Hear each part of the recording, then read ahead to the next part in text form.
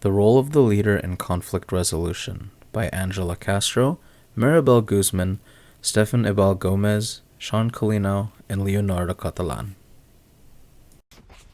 Leadership is required when the unknown presents itself, necessitating a strong individual who has the ability to inspire others to follow. A leader can work proactively with others to develop solutions and help others cope, thrive, and function in a situation. So, the role of the leader. In nursing, it's expected that leaders create a practice environment that fosters open communication and collaborative practices. Nursing leaders need to adopt strategies for conflict management that align with the overall mission of the organization. For hospitals, the overall mission is generally the same, where they strive for quality patient care and the best possible patient outcomes. In order to carry out this role, it's important that leaders utilize a variety of skills and qualities, those being encouraging open and honest communication, having good collaboration skills with hospital staff, promoting positive work environments, being able to think outside of the box and be innovative, being an effective listener, and showing skill in conflict management as well as problem solving. It's important to be aware that effective leadership in conflict resolution leads to enhanced team performance, increased patient safety, and improved patient outcomes, all towards carrying out the overall mission of the organization. Leadership in nursing. So, as we know, leadership in nursing does come in many forms. For example, we have the nurse levels, 1 through 4, 4 having the highest authority, with 1 being like us new grads. Then you have the designated charge, the practice coordinator, and the assistant nurse manager. Those nurses are out on the field, and they act as resources for the less experienced nurses. And then you have nurse manager and the director of nursing. They may not necessarily be on the floor providing bedside care, but they work to listen to the staff and make adjustments as necessary to improve overall care. So nurse leaders have to balance all forms of nursing care, and that can be a pretty complex job. For example, they make patient assignments, and in order to do that properly, you use the patient acuity levels versus the nursing staff's individual skill sets. So you have to know them pretty well. And then patient discharge and satisfaction. It's nurse leaders who ultimately alert the providers, is this patient well enough to be going home? And then should any conflict arise, nurse leaders have to resolve it, either among staff or between staff and a patient or patient family. Conflict. Conflict is a disagreement in values or beliefs within oneself or between people that causes harm or has the potential to cause harm. Conflict is a catalyst for change and has the ability to produce either detrimental or beneficial effects. With conflict resolution being a primary responsibility of the nursing leader, it's important to identify the different types of conflict that can be encountered. Intrapersonal conflict is conflict that resides within an individual and typically takes place when there's discord between personal and professional desires, or when an individual must make a decision that imposes some sort of risk.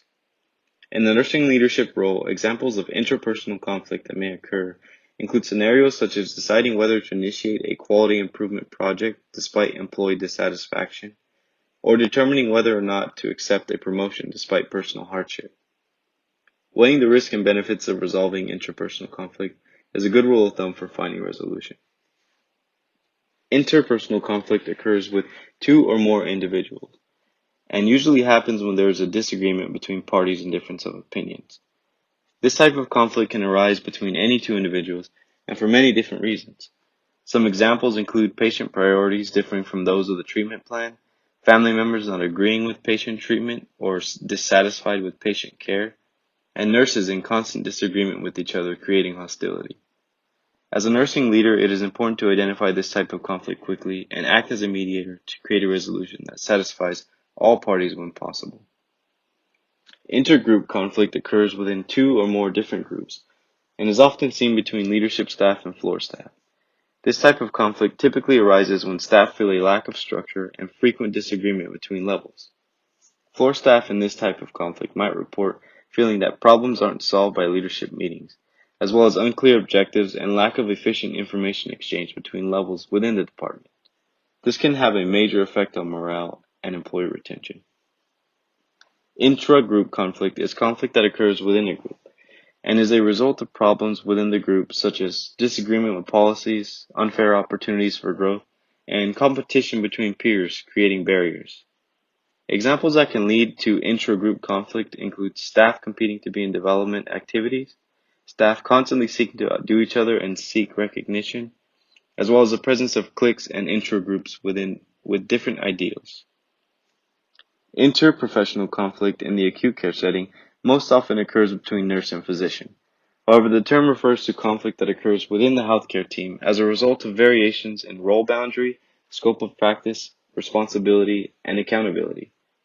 This type of conflict is most detrimental for the patient, as their care can be directly affected, leading to poor patient satisfaction and outcomes. With 55% of the nurses taken in a U.S. study stating that physician behavior directly affected their decision-making, it is apparent how this type of conflict can be a disparity to the healthcare system. Resolution for these types of problems combines ideals from the nurse and physician patterns of mutual respect, communication, and collaboration. Stages of conflict. There are 4 stages of conflict. In order, they are frustration, conceptualization, action, and outcome. Frustrations occur in a workplace when people feel as though they are unable to achieve their goals or their goals are being blocked. The next stage is conceptualization. Conflicts often result because everyone involved has a different interpretation of the problem. These ideas change over time and may or may not be accurate. During this stage, everyone involved must be able to voice their view on the issue and how they feel about it before resolution can occur. In order to foster that internal clarification, the book Leading and Managing in Nursing by Patricia Yoder Wise offers a list of questions which include: what is the nature of our differences? What are the reasons for those differences? Does our leader endorse ideas or behaviors that can add to or diminish the conflict? Do I need to be mentored by someone, even if that individual is outside my own department or work area, to successfully resolve this conflict?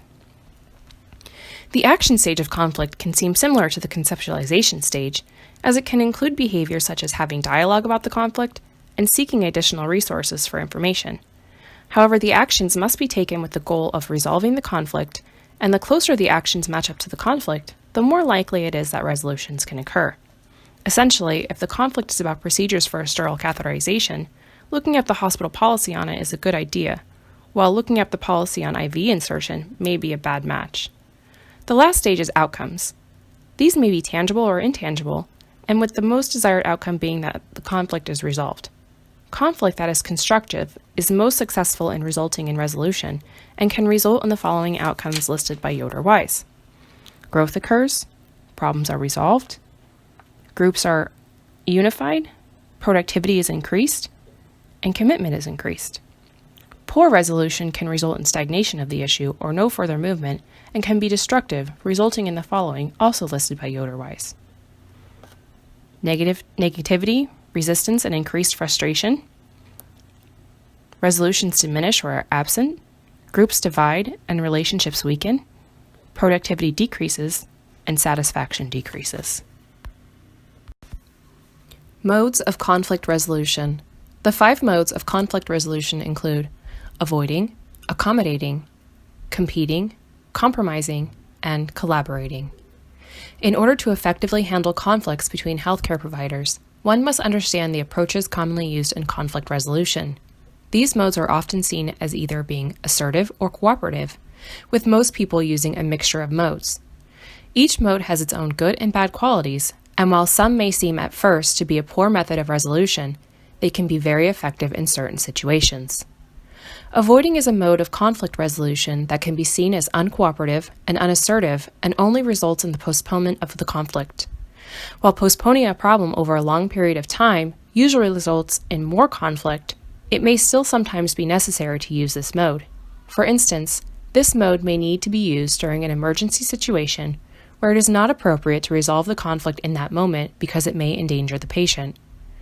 Accommodating often results in people neglecting their own needs and goals when used as a style of conflict resolution. It does, however, have its place and is appropriate to use when one is in the wrong, when the issue is far more important to the other party, or perhaps when you think accommodating now can result in desired outcomes for you in the future, like working an undesirable shift for someone with the hopes that they will work one for you later. Competing is characterized by a party pursuing their own goals regardless of others. That party uses whatever resources are available to win. This mode can seem harsh, but is appropriate to use when standing up for your rights, defending important principles, or when another group has been taken advantage of. An example would be standing up for patients' rights and safety. Compromising is a give and take on the part of each party involved and results in resolutions that can hopefully accommodate each party's most important priorities.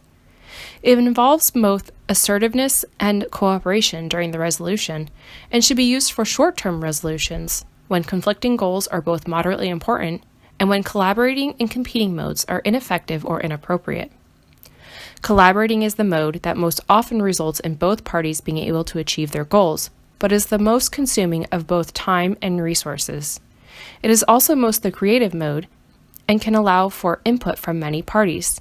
It should be used when seeking creative long-term solutions to meet the needs of both parties and when trying to merge differing viewpoints. So how can we manage negative behaviors during conflict? It's important to realize that negative behaviors during conflict can compromise the morale of hospital staff, as well as the ability to provide quality patient care, which can then lead into poor patient outcomes, which we absolutely do not want. Being able to identify negative behaviors is a vital part of being a leader and promoting a positive work environment. And some negative behaviors include hostility or aggression, disrespect or rudeness, unwillingness to take accountability or responsibility, and resisting change or criticism. So there are a few ways that leaders can address these negative behaviors. 1, maybe get involved. Tell those who are involved in this to take a step back and cool their emotions. 2, identify the cause and get their side of the story. 3, collaborate and identify clear goals in order to move forward. 4, avoid pointing fingers and giving direct feedback without blame. And 5, document everything and make sure you explain any potential consequences. Bullying as a conflict in nursing. So bullying in nursing starts as early as the first clinical. They have identified student-to-student bullying, faculty-to-student bullying, and even faculty-to-faculty bullying. So everybody's heard the term nurses eat their young before. So what does that mean? In general, bullying in nursing begins with the more experienced nurses or students. Surveys show that female nurses/students experience more overall bullying than males. And also, younger nurses and students are victimized much more often than older students and nurses. So bullying comes in many forms. Although it does happen, bullying is typically not like the overt physical form. For example, pushing, shoving, name-calling. It's usually more covert, and it's more common. So you have blaming, threatening, intimidation, a more serious offense, ethnic jokes and slurs, going over department heads, making unfair patient assignments, downplaying accomplishments, and exclusion. So how can we address bullying? I have a quote here that reads, "The perpetrators of bullying are teaching those who will soon enter our hospitals, clinicals, healthcare services, and educational institutions." So we've already established that the bullying is typically from the experienced nurse, right? So a leader would ask that experienced nurse to reflect on the actions or how they've treated newer nurses or students. And in doing so, we hope to create a change of behavior, and then we ask for them to role model that changed behavior so that instead of perpetuating bullying, they perpetuate a more supportive culture. And then we also have student surveys and feedback. It's very difficult to get your voice heard as a brand new nurse. So it's important that this feedback is listened to by staff and leadership. And then we have anti-bullying training. This is training that helps nurses identify bullying. What does it look like on the floor? So it gives them the tools to identify it and then end it there. And that's about it. Thanks for watching.